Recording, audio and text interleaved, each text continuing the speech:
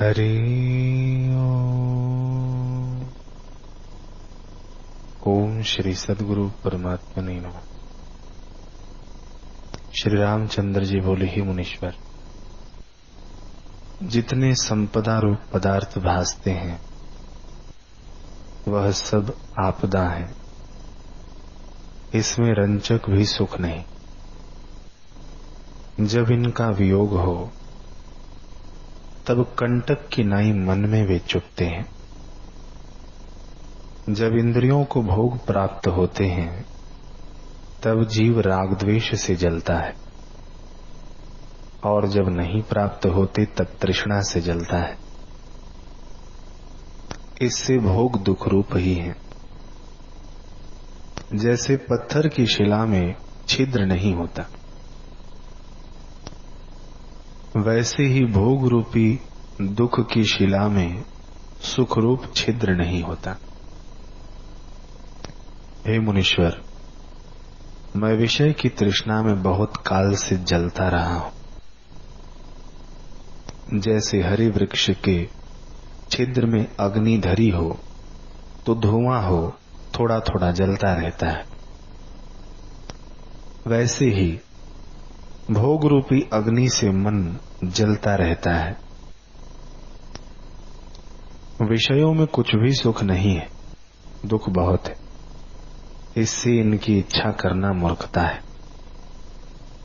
जैसे खाई के ऊपर तृण और पात होते हैं और उससे खाई आच्छादित हो जाती है, उसको देख हिरण कूद कर दुख पाता है, वैसे ही मूर्ख भोग को सुखरूप जानकर भोगने की इच्छा करता है, और जब भोगता है तब जन्म से जन्मांतर रूपी खाई में जा पड़ता है और दुख पाता है। हे मुनीश्वर, भोग रूपी चोर अज्ञान रूपी रात्रि में आत्मा रूपी धन लूट ले जाता है, परंतु उसके वियोग से जीव महादीन रहता है। जिस भोग के निमित्त यह यत्न करता है वह दुख रूप है, उससे शांति प्राप्त नहीं होती। और जिस शरीर का अभिमान करके यह यत्न करता है वह शरीर क्षणभंगुर और असार है। जिस पुरुष को सदा भोग की इच्छा रहती है वह मूर्ख और जड़ है। उसका बोलना और चलना भी ऐसा है जैसे सूखे बांस के छिद्र में पवन जाता है और उसके वेग से शब्द होता है। जैसे थका हुआ मनुष्य मारवाड़ के मार्ग की इच्छा नहीं करता, वैसे ही दुख जानकर मैं भोग की इच्छा नहीं करता। लक्ष्मी भी परम अनर्थकारी है। जब तक इसकी प्राप्ति नहीं होती तब तक उसके पाने का यत्न होता है, और यह अनर्थ करके प्राप्त होती है। जब लक्ष्मी प्राप्त हुई तब सब सद्गुण अर्थात शीतलता, संतोष, धर्म, उदारता, कोमलता, वैराग्य, विचार, दया आदि का नाश कर देती है। जब ऐसे गुणों का नाश हुआ तब सुख कहां से हो? तब तो परम आपदा ही प्राप्त होती है। इसको परम दुख का कारण जानकर मैंने त्याग दिया है। हे मुनीश्वर, इस जीव में गुण तब तक है जब तक लक्ष्मी नहीं प्राप्त हुई। जब लक्ष्मी की प्राप्ति हुई तब सब गुण नष्ट हो जाते। जैसे वसंत ऋतु की मंजरी तब तक हरी रहती है जब तक ज्येष्ठ आषाढ़ नहीं आता, और जब ज्येष्ठ आषाढ़ आया तब मंजरी जल जाती है। वैसे ही जब लक्ष्मी की प्राप्ति हुई तब शुभ गुण जल जाते हैं। मधुर वचन तभी तक बोलता है जब तक लक्ष्मी की प्राप्ति नहीं है, और जब लक्ष्मी की प्राप्ति हुई तब कोमलता का अभाव होकर कठोर हो जाता है। जैसे जल पतला तब तक रहता है जब तक शीतलता का संयोग नहीं हुआ, और जब शीतलता का संयोग होता है तब बर्फ होकर कठोर दुखदायक हो जाता है। वैसे ही यह जीव लक्ष्मी से जड़ हो जाता है। हे मुनीश्वर, जो कुछ संपदा है वह आपदा का मूल है, क्योंकि जब लक्ष्मी की प्राप्ति होती है तब बड़े बड़े सुख भोगता है, और जब उसका अभाव होता है तब तृष्णा से जलता है और जन्म से जन्मांतर पाता है। लक्ष्मी की इच्छा करना ही मूर्खता है। यह तो क्षण भंगुर है, इससे भोग उपजते और नष्ट होते हैं। जैसे जल से तरंग उपजते और मिट जाते हैं, और जैसे बिजली स्थिर नहीं होती, वैसे ही भोग भी स्थिर नहीं रहते। पुरुष में शुभ गुण तब तक है जब तक तृष्णा का स्पर्श नहीं है, और जब तृष्णा हुई तब गुणों का अभाव हो जाता है। जैसे दूध में मधुरता तब तक है जब तक उसे सर्प ने स्पर्श नहीं किया, और जब सर्प ने स्पर्श किया तब वही दूध विषरूप हो जाता है। हे मुनीश्वर, लक्ष्मी देखने मात्र में ही सुंदर है। जब इसकी प्राप्ति होती है तब सद्गुणों का नाश कर देती है। जैसे विष की बेल देखने मात्र में ही सुंदर होती है और स्पर्श करने से मार डालती है, वैसे ही लक्ष्मी की प्राप्ति होने से जीव आत्मपद से वंचित हो महादीन हो जाता है।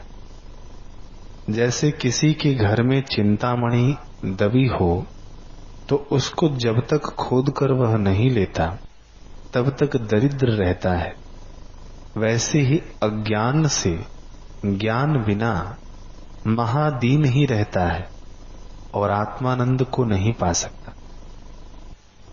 आत्मानंद में विघ्न करने वाली लक्ष्मी है, इसकी प्राप्ति से जीव अंधा हो जाता है।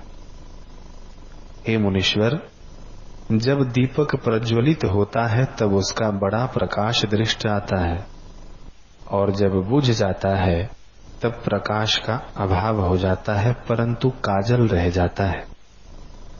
वैसे ही जब लक्ष्मी की प्राप्ति होती है तब बड़े भोग भोगाती है और तृष्णा रूपी काजल उससे उपजता रहता है, और जब लक्ष्मी का अभाव होता है तब तृष्णा रूपी वासना छोड़ जाती है। उस वासना से अनेक जन्म और मरण पाता है, कभी शांति नहीं पाता। हे मुनीश्वर, जब लक्ष्मी की प्राप्ति होती है तब शांति के उपजाने वाले गुणों का नाश करती है। जैसे जब तक पवन नहीं चलता तब तक मेघ रहता है, और जब पवन चलता है तो मेघ का अभाव हो जाता है, वैसे ही लक्ष्मी जी की प्राप्ति होने से गुणों का अभाव होता है और गर्व की उत्पत्ति होती है। हे मुनीश्वर, जो शूर होकर अपने मुख से अपनी बड़ाई न करे सो दुर्लभ है, और सामर्थ्यवान हो किसी की अवज्ञा न करे, सब में समबुद्धि राखे सो भी दुर्लभ है। वैसे ही लक्ष्मीवान होकर शुभ गुण संयुक्त हो सो भी दुर्लभ है। हे मुनीश्वर, तृष्णा रूपी सर्प के विष के बढ़ाने को लक्ष्मी रूपी दूध है, उसे पीते पवन रूपी भोग के आहार करते कभी नहीं अघाता। महामोह रूपी उन्मत्त हस्ती है, उसके फिरने का स्थान पर्वत की अटवी रूपी लक्ष्मी है, और सद्गुण रूपी सूर्यमुखी कमल की लक्ष्मी रात्रि है, और भोग रूपी चंद्रमुखी कमलों की लक्ष्मी चंद्रमा है, और वैराग्य रूपी कमलिनी का नाश करने वाली लक्ष्मी बर्फ है, और ज्ञान रूपी चंद्रमा का आच्छादन करने वाली लक्ष्मी राहु है। मोह रूपी उल्लू की लक्ष्मी मानो रात्रि है, दुख रूप बिजली को लक्ष्मी आकाश है और तृण रूपी बेली को बढ़ाने वाली लक्ष्मी मेघ है। तृष्णा रूप तरंग को लक्ष्मी समुद्र है। तृष्णा रूप भंवर को लक्ष्मी कमलिनी है और जन्म के दुख रूपी जल का लक्ष्मी गड्ढा है। हे मुनीश्वर, देखने में यह सुंदर लगती है, परंतु यह दुख का कारण है।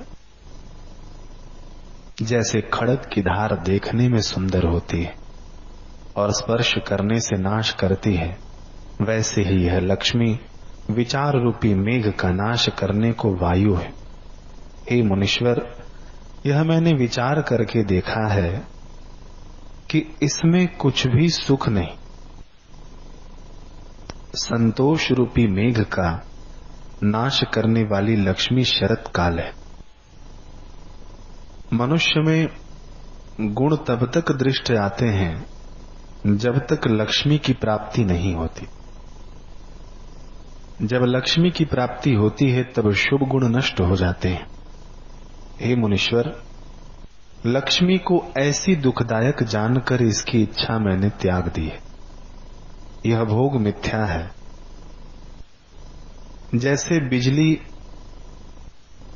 प्रकट होकर छिप जाती है, वैसे ही लक्ष्मी भी प्रकट होकर छिप जाती है।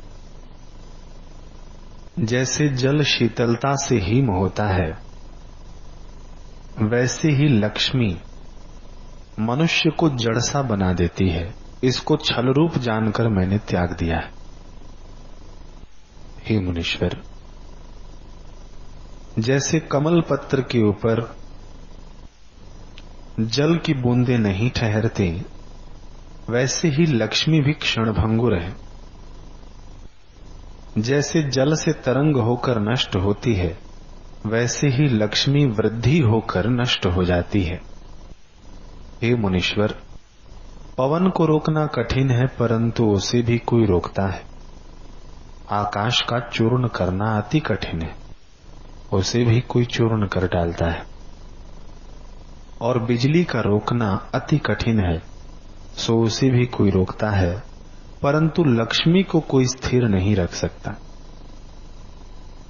जैसे शश की सींगों से कोई मर नहीं सकता और आरसी के ऊपर जैसे मोती नहीं ठहर सकती,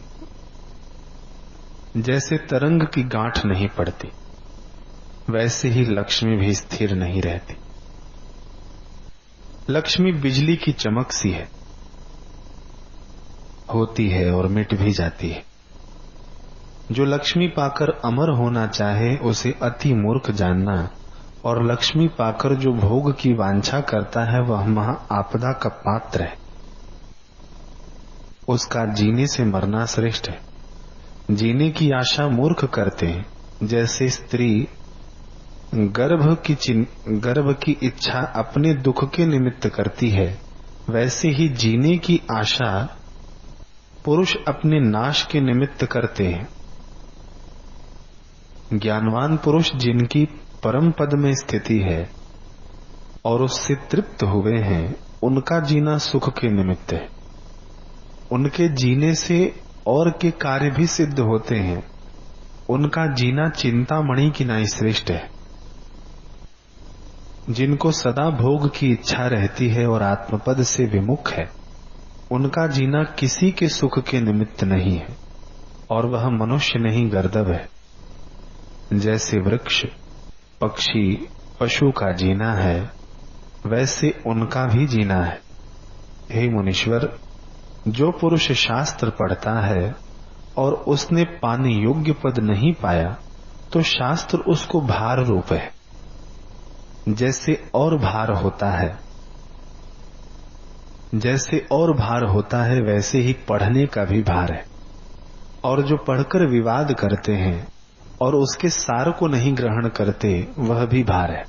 हे मुनीश्वर, यह मन आकाश रूप है। जो मन में शांति न आई तो मन भी उसको भार है। और जो मनुष्य शरीर को पाकर उसका अभिमान नहीं त्यागता, जो मनुष्य शरीर को पाकर उसका अभिमान नहीं त्यागता, तो यह शरीर पाना भी उसका निष्फल है और भार रूप है। इसका जीना तभी श्रेष्ठ है जब आत्मपद को पावे, अन्यथा जीना व्यर्थ है। आत्मपद की प्राप्ति अभ्यास से होती है। जो मनुष्य आत्मपद से विमुख होकर आशा की फांसी में फंसे हैं, वे संसार में भटकते रहते हैं। हे मुनीश्वर, जैसे सागर में तरंग अनेक उत्पन्न होकर नष्ट हो जाते हैं, वैसे ही यह लक्ष्मी भी क्षणभंगुर है। इसको पाकर जो अभिमान करता है वह मूर्ख है। जैसे बिल्ली चूहे को पकड़ने के लिए पड़ी रहती है, वैसे ही लक्ष्मी उनको नरक में डालने के लिए घर में पड़ी रहती है।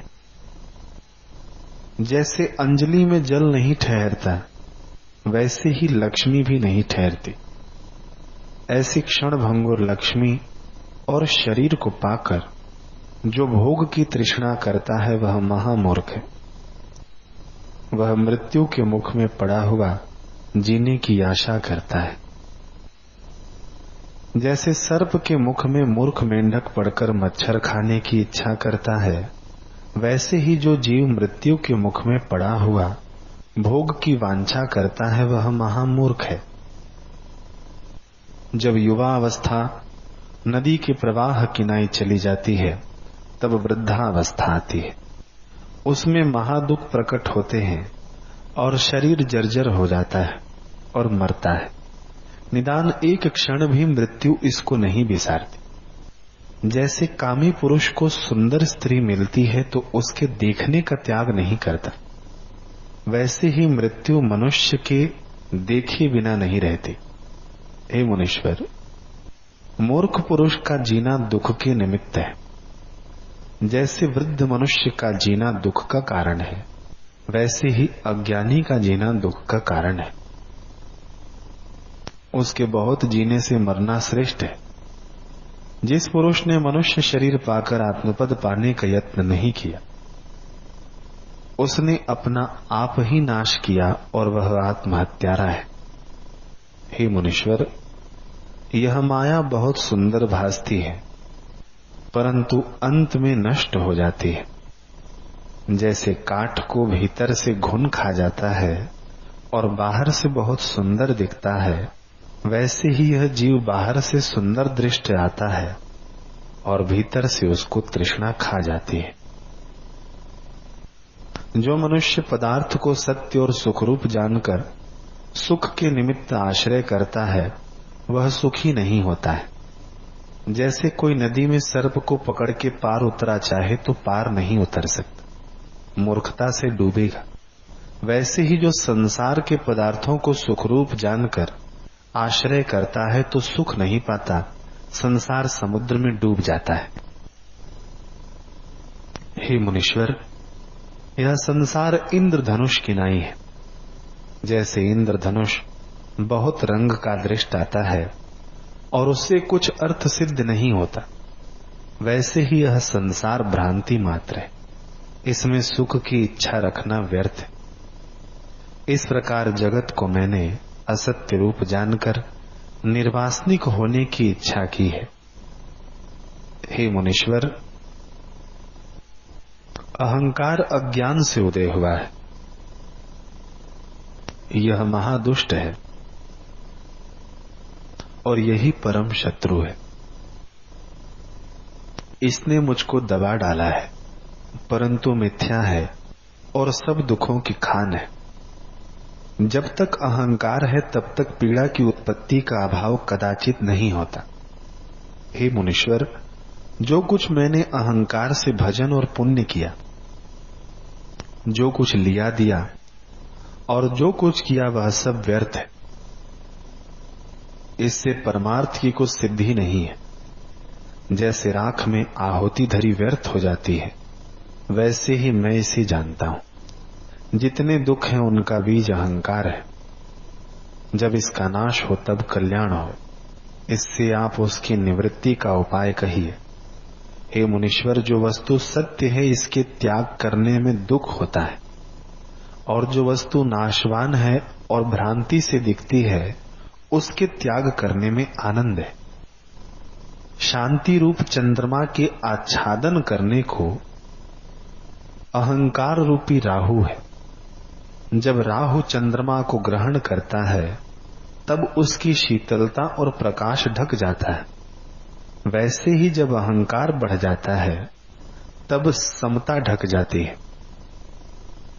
जब अहंकार रूपी मेघ गरज कर बरसता है तब तृष्णा रूपी कंटक मंजरी बढ़ जाती है और कभी नहीं घटती। जब अहंकार का नाश हो तब तृष्णा का अभाव हो। जैसे जब तक मेघ है तब तक बिजली है। जब विवेक रूपी पवन चले तब अहंकार रूपी मेघ का अभाव होकर तृष्णा रूपी बिजली नष्ट हो जाती है। और जैसे जब तक तेल और बाती है तब तक दीपक का प्रकाश है। जब तेल बाती का नाश होता है तब दीपक का प्रकाश भी नष्ट हो जाता है। वैसे ही जब अहंकार का नाश हो तब तृष्णा का भी नाश होता है। हे मुनीश्वर, परम दुख का कारण अहंकार है। हरि ओम। पूर्णमदः पूर्णमिदं पूर्णात् पूर्णमुदच्यते पूर्णस्य पूर्णमादाय पूर्णमेवावशिष्यते। ओम।